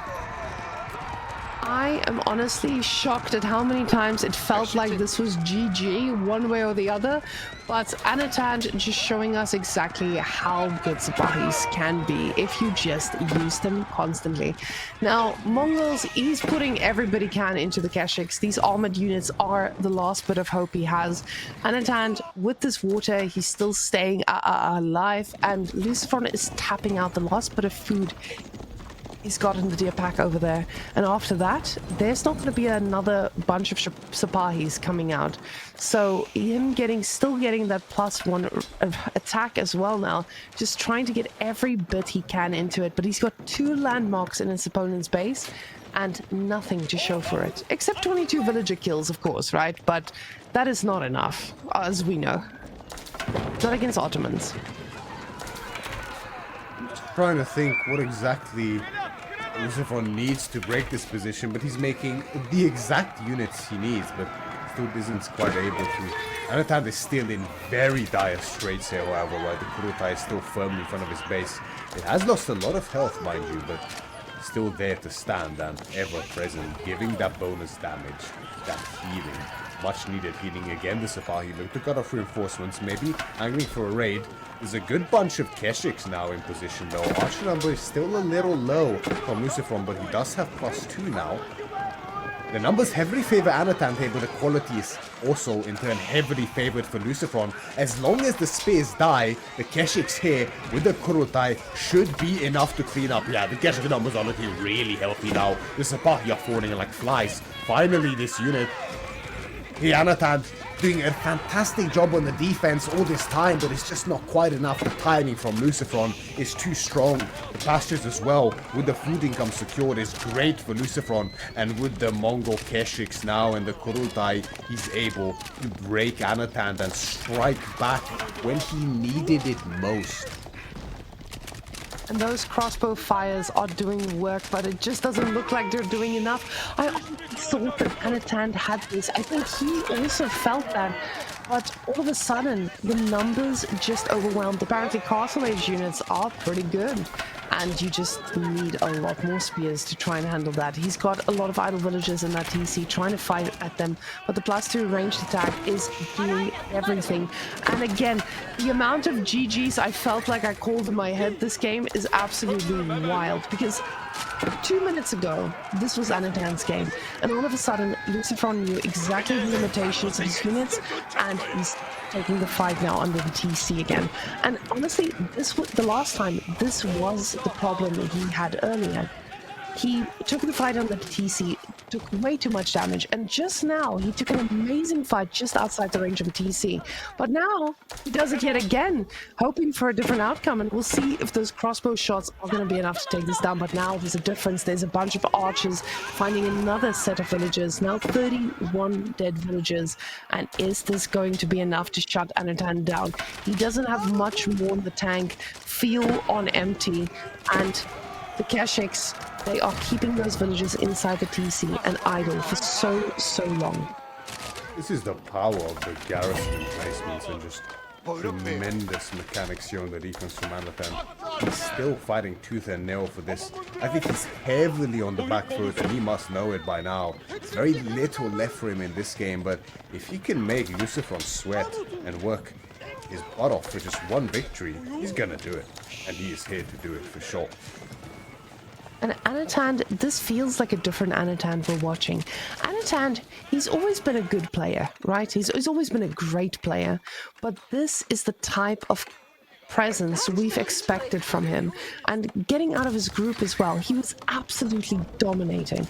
Now against LucifroN, he's put an amazing 2 games ahead of us. But Kawasan, again, LucifroN's pick, this is the one that LucifroN wanted to win. He's got the units for it now, and he's tapping out all the food on the map to do so.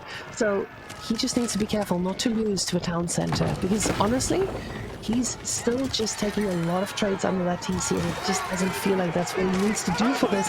The last, or maybe final fight we're having here, villagers are running for some possible wood on the other side. The archers trying to focus fire on those spears like they need to, but the TC is doing phenomenal work at focus firing everything that needs to die. He just keeps taking the fight. He's still under that TC, just taking every single shot. Feels he needs to do this, because keep in mind, even though he's not killing any villagers right now, he's idling out a whole economy. These archers are trying to do the damage against the other archers themselves with the Sabahis too, but I don't really know. Is LucifroN going to be able to keep taking this down with all these units he has here? He should. I mean, the food income, you can see it's so heavily in LucifroN's favor by now. I think the fishing is all well and good for Anotand, but his wood axis is restricted, his gold axis is restricted. I mean, he has the gold there on the far left that he did manage to sneak out to. That's kind of his only respite here to potentially going for an age up. He has 15 on them, but I think he's going to need the food more than that eventually. But LucifroN can keep this up.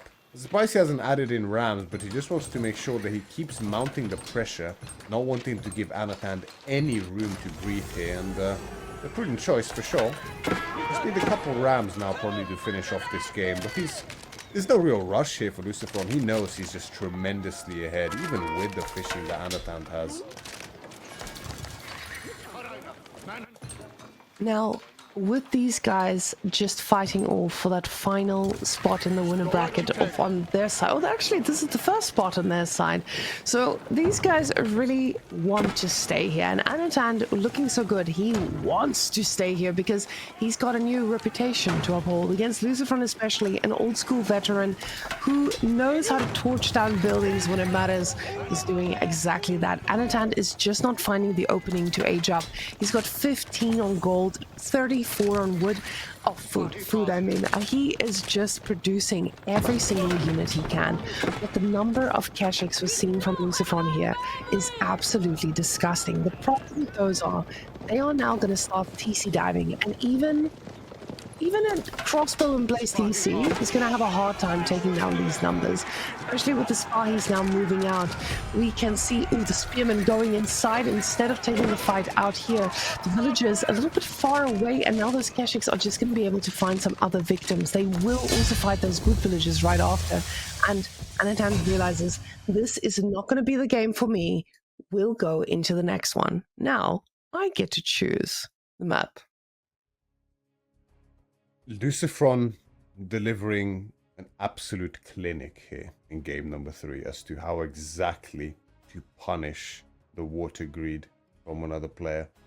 It looked done, right? Everything went wrong for LucifroN in that opening. And after that, once the age up was through, the archers came out. He was looking to put a stop to the dogs, but he just wasn't in time. Suddenly, without any real effort, Anotand is in control of both ponds. But that is when you are most vulnerable, when it's so early on, without actually having the fishing ships. You have so much to invest into to actually extract the food from those deep sea fish, on top of needing units, on top of needing defenses. It's a lot to invest into, and if you're taken by surprise, you can see how badly you can get burnt here. And amazing effort from both players. Anotand made it so close despite how quickly he fell behind after that initial dive when he lost 8 to 10 villages. But in the end, LucifroN just playing exquisitely in this game and delivered it towards the end. But this is still, of course, far from over. Anotand still firmly in the lead here, 2-1. He's going to look to close out the series. And LucifroN still has a little bit of a mountain to climb. But there's our next matchup. And our next matchup is something I'm so excited for, because getting that House of Lancaster and Marlians situation, we can see the snipe was still in House of Lancaster, and it makes a lot of sense. House of Lancaster has looked absolutely incredible in Frisian Marshes, so not something you want to let through. Same with Golden Horde. And getting Zhu Shi on Frisian Marshes, though, still feels good. This is not a civilization he's unhappy with. Both of these guys, they got pretty much what they needed for this. Marlians, it hasn't seen as much light on the map, but where they are on the meta right now, I don't think that he's too upset with this outcome. So between the two of those, Zhu Shi versus Marlians, where do you land? It's been a little while since I've seen the matchup. I'm sure it's the same for you, right? It's been a little while now since the Pro Scouts. Especially on this map, you don't see either of these civs very often. Marlian's a bit more commonly. It's a great counter pick in some matchups specifically, but Zhu Shi here, outside of myself a long time ago, I've only seen 2 players play this here recently. This is the second game. First one was B, so it would make sense that Anotand is the next one. Maybe they know something we don't. But I'm quite surprised to see LucifroN sniping out the Golden Horde instead of the Zhu Shi. Maybe he knows something we don't as well. I mean, it's quite funny to think of it that way, but yeah, the snipes are very interesting to me, just the Golden Horde snipe. But if we're looking at Marlians against Zhu Shi, the trouble here is that you don't really want to go for docks as Marlians, ever, really. Zhu Shi can do it. It is only shoreline fish, but that gives Marlians time to cow boom. So it's a very interesting dynamic we have going on here. Tough to call. And I think it's so close.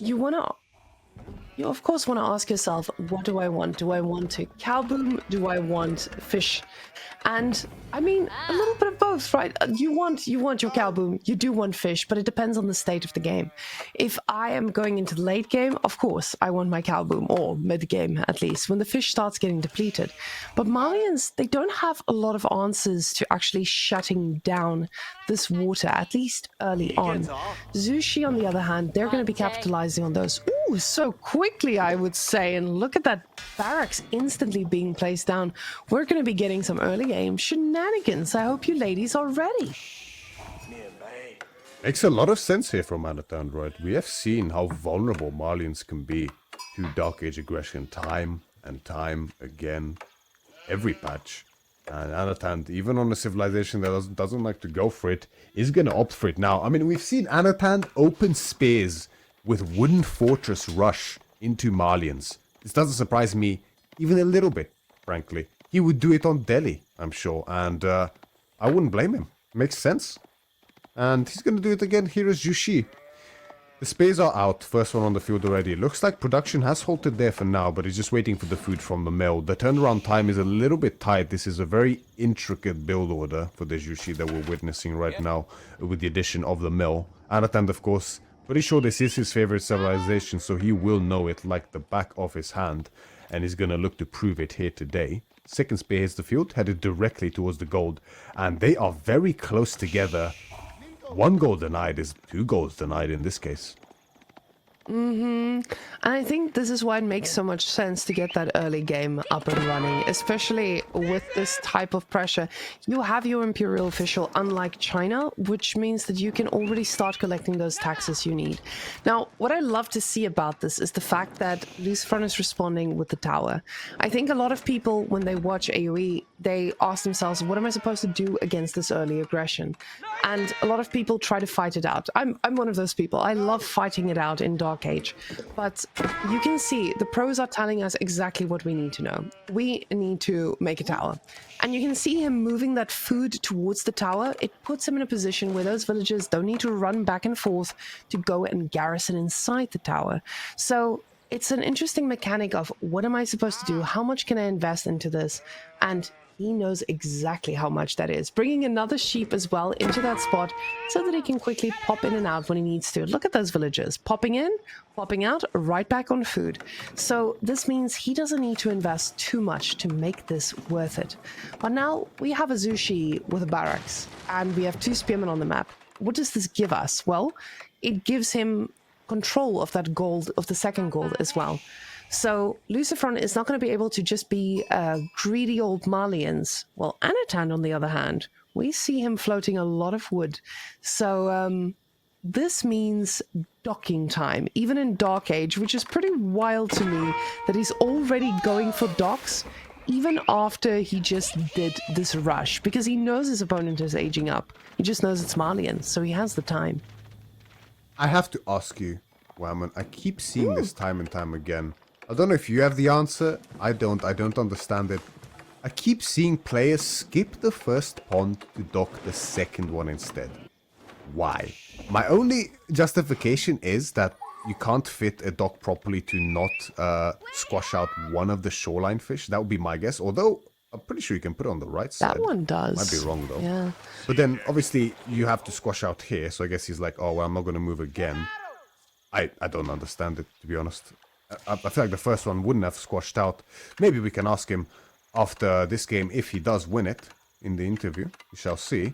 But Mansaquari is going to finish for LucifroN here very soon. Meanwhile, Anotand is not even close to aging up yet. He's solely relying on taxes to get the gold needed for the age up, as we saw. Anotand does this very, very well with the forced drop-off. And he's going to look to keep investing into docks behind this.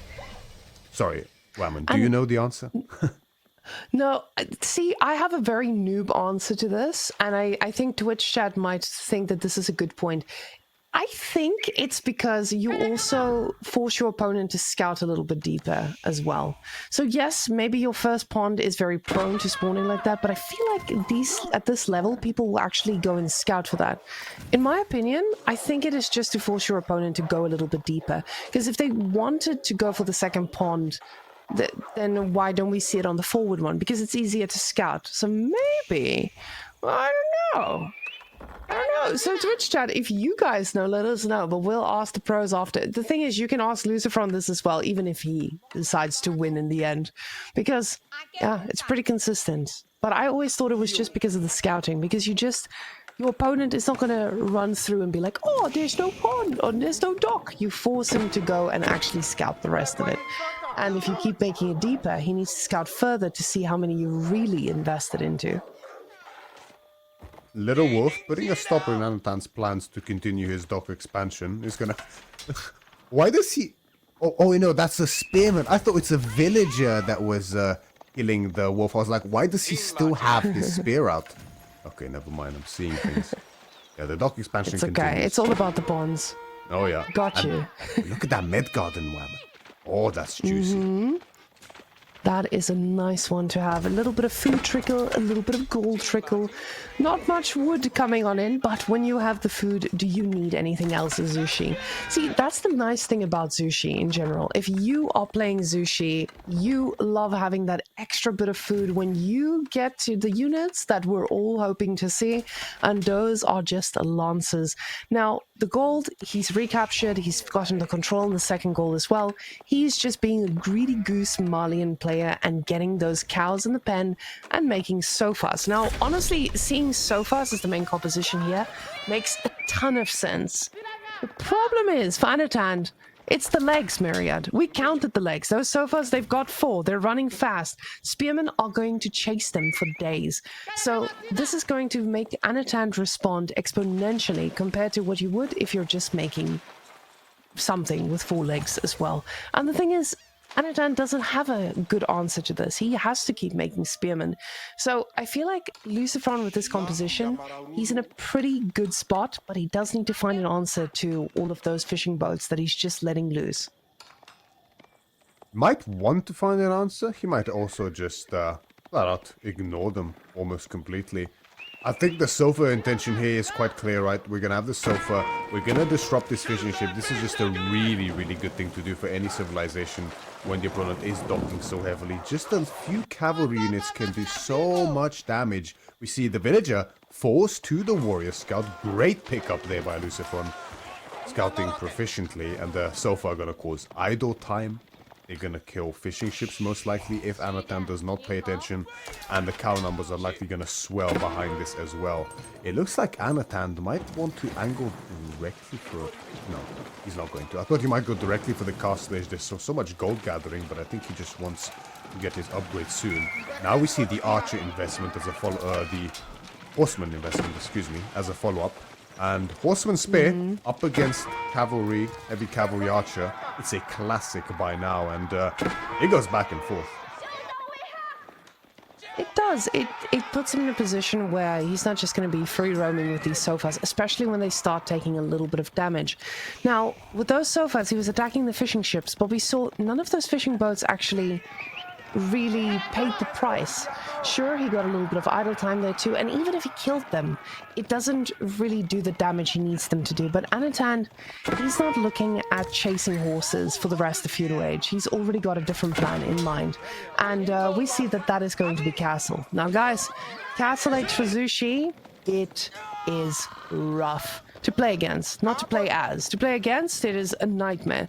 And LucifroN is about to find out. Even with 6 sofas, when those lances start pouring into your base, there's not much you get to do. And he only has 5 cows already set up. Against a 4 dock Zushi, that's not the position you want to be in. It's worth noting though, however, right, Malians, one of those civilizations that really doesn't mind being an age behind for slightly more extended period of time. They have all the answers they need to armored units in the feudal age. The Donzo, of course, will keep countering lancers. Not as well, of course, an age behind, but the numbers are there. They will do well. Musafadi will do great work up against the Palace Guards, especially when they exceed their numbers, of course. Again, an age behind is to consider, so you have to supplement those numbers. But getting stuck in the feudal age for an extended period of time is still an issue just because of the way your units will trade against each other. If you're dealing with so many veteran units, eventually come a point where they'll just trade so much more favorably, and the destroyed value will start climbing heavily out of your favor as the Malians. But LucifroN does have to respect this. He already has the Donzos prep. He knows what's coming. And actually has his own fishing in turn. One pond, looking to get some value here. Look at those canoes. They look pretty cute. They are wonderful. Just bringing a little bit of fishing gold to the Empire. But the problem with Donzos, and Donzos are great, right? Donzos are the counter. You need a lot of Donzos to deal with those Lancers. It just doesn't feel like the small amount of Donzos you can push out compares to anything that Zushi can do when those Lancers start pouring in. The problem with Lancers is, again, the same as the Sofas, the speed. You just get to be in so many places at the same time. Luckily for him, he's got the Sofas with this as well. So these Sofas should provide a different layer of protection too. But right now, they're a little occupied with the fishing boats. And the fishing boats, they need to be a little bit shut down. Because again, he's just running around, not able to really get any damage.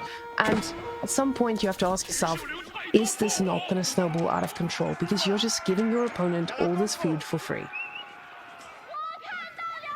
That's true. The food can get out of control very quickly here in favor of Anotand, but LucifroN has been doing a good job of keeping it in check. These roaming Sofa gaining immense value with their raids, idling the fishing, not allowing Anotand to add any more pawns. The Lancer numbers are swelling quickly. There's 7 already on the field. But LucifroN's numbers are also continuing to grow. Good amount of Donzos. He will need a few more against so many Lancers. And actually the Spears, not in equal numbers against Sofa. They don't do very well. The additional damage, +2 against infantry units from the Sofa do great work. And the Micro is just outstanding from LucifroN as usual. Saving most of them and now going back to idling the fishing. A lot of Spears lost their Anotand, and you can see that reflected in the military value.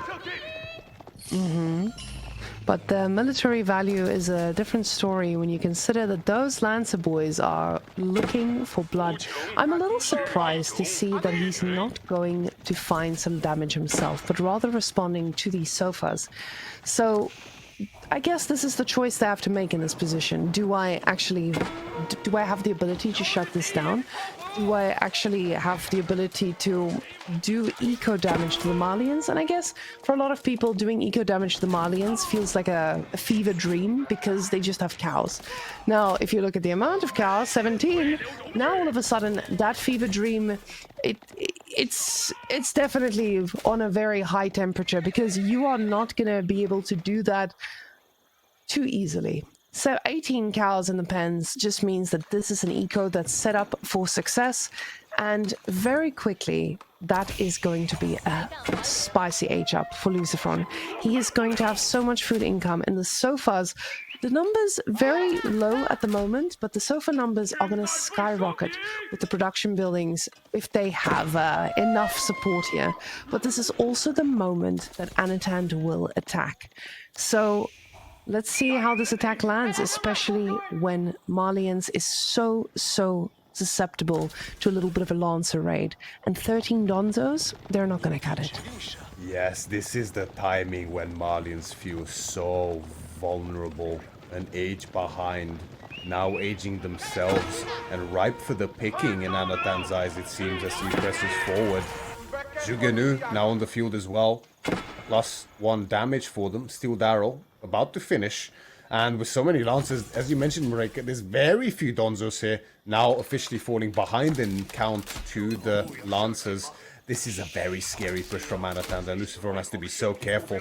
I don't know if he's going to be able to hold this, really. 5 seconds out the Corrales. Of course, the veterancy upgrades for the Malians are quicker. LucifroN must be very happy with himself for keeping Anotand bogged down with that pit mine, as he's going to give him the necessary time to get his upgrades in.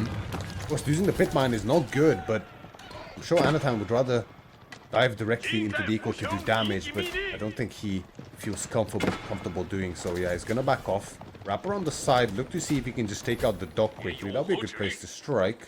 Not that he really needs it at this point in time. But now the tables have flipped. It's officially Anotand who's on the timer. The more time passes, the more food income LucifroN will have. And he will be able to just keep swelling those numbers. You can see Anotand is still in contention at this point. 900 to 900. Courtesy of those pawns, but they will soon run out. Powers now on the threat. Honestly, I'm a little bit surprised by this. I feel like Anotand had a really strong timing here, and he knew of this timing. I'm sure he suffered against this timing as well, and he's just not able to do any damage here. He's not able to try and... He's able to suck up all the relics, guys. Let's be real. He's got all the relics in the bag, but he didn't shut down the dock here, as we would have expected. He's going for it now, but he only does this after realizing, okay, the upgrades are through, I'm not going to be able to make this. So now the dock gets ignored, actually. Oh, just for a second, never mind. Anotand's thinking about his options, and now getting a little ram here to make this push a little bit easier pushing forward. Now, the thing is, the sofa numbers are also slowly increasing, and with him getting the +2 range defense as well, the Jugunu, or the crossbows in this case too, are just not going to hit against those sofas like he needs to. But the archers, they could still be very susceptible to all of those lances that land on the back line. Anotand biding his time here, playing very patient and careful, which can be a double-edged sword against the Malians, as LucifroN, with just a bit of breathing room, already goes raiding with the sofa, finding some value here, picking off reinforcements. This is exactly what he needs, because Anotand still has a fantastic economy behind all of this, actually firmly ahead of LucifroN. The Mount New Academy is not to be understated either, but Anotand, he smells blood. He wasted enough time, he says, as now, with the crossbow timing and the Jugunu, the Lancers in position, they're going to look to challenge directly. Double towers with emplacements as well as TC fire. Plenty of defensive bonuses here for LucifroN in his favor, but the mass is great from Anotand. The Lancers are so strong, the Donzos are melting, but the Lancers are as well, in fairness. The Archers doing great damage here, but the military numbers aren't really there for LucifroN anymore. He's going to look to make space between his reinforcements and the rest of his army with the archers. Raiding behind us with the sofa continues, finding great value as well, killing more economy. But there's so many lancers here from Anotand. And those lancers are going to rotate to a place where they can do even more, and that is the wood line right here. Villagers desperately trying to get a few towers up to get a safe refuge to just not die as they are sliced one by one. LucifroN realizing this is not going to be the way that I make it through to the winner bracket semi-finals, as all of these villagers are falling like flies. Now 19 dead villagers total. Absolutely disgusting. LucifroN, even with all of his cows, not going to be able to come back from something like this. He's got 6 sofas as his army, but 6 sofas just cannot do this level of damage. He may have gotten into that eco before, but the counterattack from Anotand was just too big. But just like LucifroN, he holds on. He's got 18 cows. He's like, I am gonna try this. We'll see. Yeah, it turns out that the patience exercised by Anotand yielded great food for him here, as LucifroN's economy is at this point almost non-existent outside of the cows. LucifroN is scrambling to gather the forces necessary to continue the defense, but now villagers even more are going to start falling for him. Anotand realizes, yeah, I've done enough here. He's gonna back off, regroup, probably look for another fight quite soon. LucifroN still raiding behind this, still finding damage, but he needs so much damage done to be in a position again to start challenging Anotand's army. These Dali horses, lancers, just finding so much value. Now more rams on the way to further break the infrastructure here from LucifroN, who has a good number of Donzos. Sofa numbers keep swelling. As we mentioned, the cows are always going to be great here for LucifroN. You can see almost 1,000 food per minute with 0 on food. That is the power of the corral. But against so many lancers, is it really enough? And he's hoping that this Sofa army is the answer. Just getting more and more, trying to do a little bit of raiding himself. And I mean, that's LucifroN in a nutshell, right?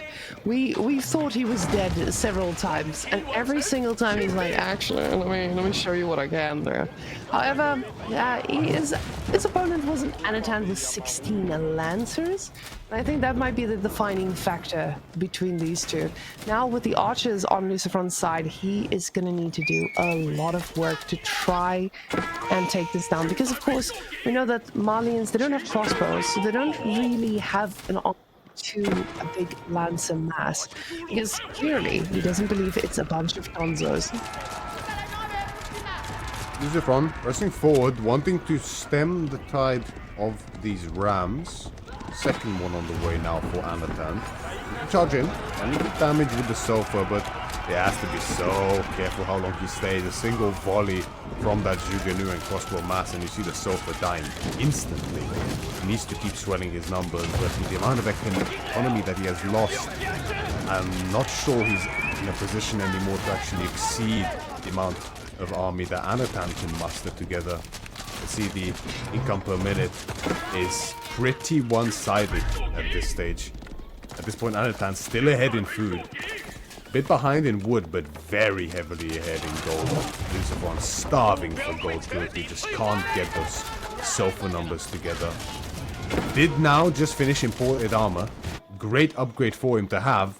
But is it going to be enough, as this army from Anotand just looks incredible right now. The exact army you want to have and play with.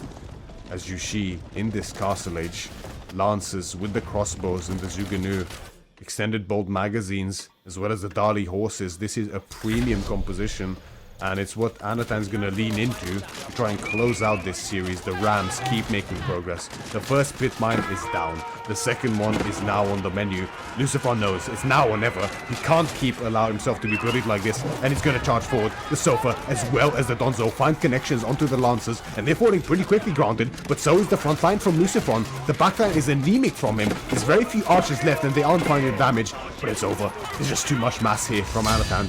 Too much mass, too much damage. GG is cold, and Anotand takes the series 3-1. This was absolutely phenomenal by Anotand. Anotand had a few openings there where he could have landed quite a bit of damage, but he chose to play it safe, and he knew when to really go for it. Absolutely phenomenal play here. LucifroN, I mean, he has been doing pretty well in recent times, but Anotand, he's just been looking commanding. I'm honestly, after today, I'm so excited to see Anotand and Wham face off against one another, because after watching that Wham game against Marine Lord 2, I feel like the competition, it's just reached a new level, especially with all these new civilizations that we got in. So, well, pretty amazed by what Anotand was able to do. I was just really happy to see he capitalized on the relics with that advantage that he had with the age up as well. He, at map control, he instantly went for the relics. It wasn't one of those instances where it was, oh, let us see, let's just do pressure. He knew what he needed to do, and he played it very, very methodically. Another incredible series here at EGC Masters Finals. It's actually exhausting. Like, I can't keep up. There's so many good games. It's ridiculous. Yeah. Stellar play by Anotand. LucifroN, incredible effort. Really making Anotand sweat here. But Anotand, again today, we see the young toppling the old. Right? First it was Wham taking out Marine Lord. And now it's Anotand taking out LucifroN. Is this the prophesized generational switch in Age of Empires for professional esports gaming? Well, we won't find out in the next set with Vortex and Beastie, because both of them are Age of Empires grandpas and StarCraft grandpas. So that will not be our indicator. But honestly, if it is the generational switch, I guess? Something like that. I would really like to see that, because Wham and Papipo, when I met them the first time, I remember just looking at those two, and they were so sweet and shy, and they've blossomed into real, just I can just feel their confidence in AoE as well. And Anotand as well. He's grown so much over the last few months too. I can't wait to see these young kids on the block. We say young kids, but Myriad, I know they're your age, and I just think I might be the AoE grandma here. So unfortunately. Myriad, how old are you? 25. Okay. That's good. That's good. Okay, guys. They're ready for the interview, and Myriad will be taking the lead because his sound is perfect. So, guys, go and have fun over there. Anna, Chad, what a pleasure to see you. I hope you can hear me. Massive congratulations my friend. on this set. Hello. Big win here for you. Congratulations. 3-1 up against LucifroN. Great bid, by the way. My God. Yeah, that was fantastic. I have so many questions for you. I don't want to keep you too long, so I'll sort of get into it straight away. But first and foremost, how do you feel? I feel a bit really exhausted. I feel like it's always really hard to play versus LucifroN and Vortex. They really they always have idea, right? They're not just playing and press button randomly. They always have idea, and it's usually really hard to catch their idea. It's true. It did look to be the case, right? They always know. They always have a backup as well to whatever is happening, and they do so well with that. It was tough games. In that first game, there's something I want to ask you about, and I'm sure you might be aware what it is. Was that Mosque? What happened there? It's my opening. I stole it from Valdemar, like no Mosque opening. The idea behind this because like you can't really go for secret side, right? So why do you need Mosque? I'm getting a jab for 20 seconds quicker. I'm making monks quicker, and my proscals are quicker. So I know that I can't really move out, and I just will sit at my base AFK. So like I sit at my base AFK and then just kill him in the Imperial Edge, right?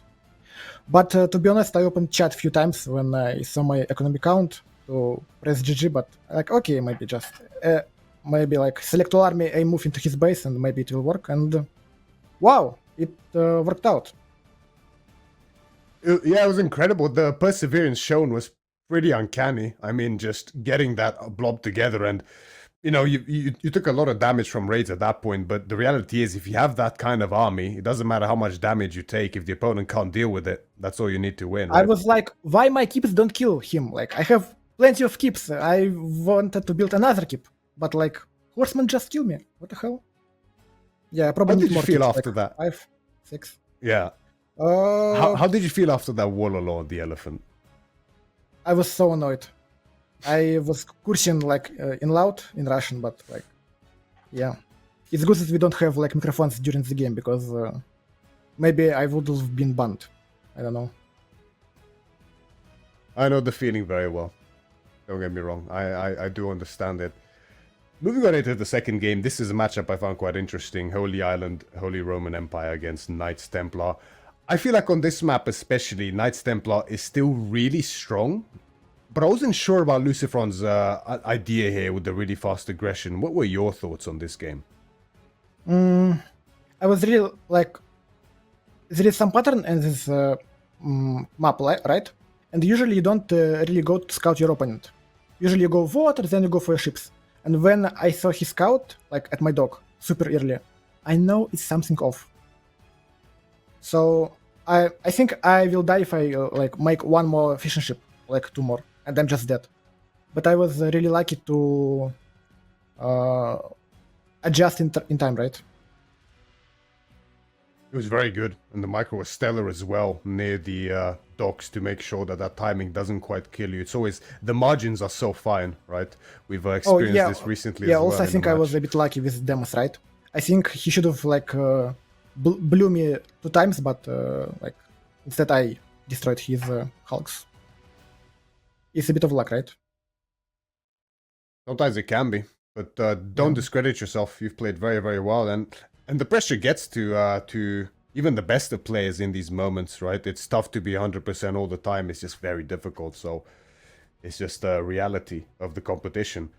Now, game number 3 was just a firecracker of a game, right? With the Mongols and the Ottomans. did you think you had the chance all the way through, or was there a point where it was like, I just took too much damage, I'm dead? I think like I was really unhappy with this game because I really aligned him. I was expecting Mongols and I picked Ottomans. And because of it, I don't have Ottoman for Frisian Marches, right? And I was like, okay, I wanted to close it 3-0. So, like, maybe I'll try to all in to gamble. And he just so well, like, the way he moved his TC, I was chuckling a bit at the game, like. I was like, oh man, if I had Scout here, it would be so good game. But I invested too much into Dog, into Pond, right? To be honest, I played a few times versus this, and the main goal, you just don't make, like, you left one of the pawns, like, without anything. But I made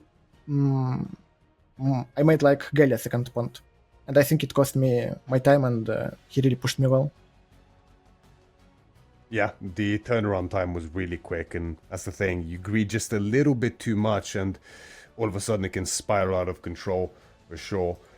I have a very specific question I want to ask you about this last game. I see so many players doing this on Frisian Marshes where you often, not just you, but many players, as I've said, do this. You skip the first pawn to go for the second. I don't understand why this happens. My guess is it's because you might be deleting one of the fishing ships. Is that why, or is there another reason? Yeah. And also he blocked, he blocked first pawn and he blocked second pawn. So yeah, sometimes spawn is really scuffed and it's only 2 fishing ship. But yeah, it's not much idea behind this. And like my build, it was like just out of my head, and I just prayed that he will make tower, because to be honest, it was hard for me to make like 2-3 more spears than I made. And I was just like, man, I made better. Please see, make tower, because I can't keep it up on spears.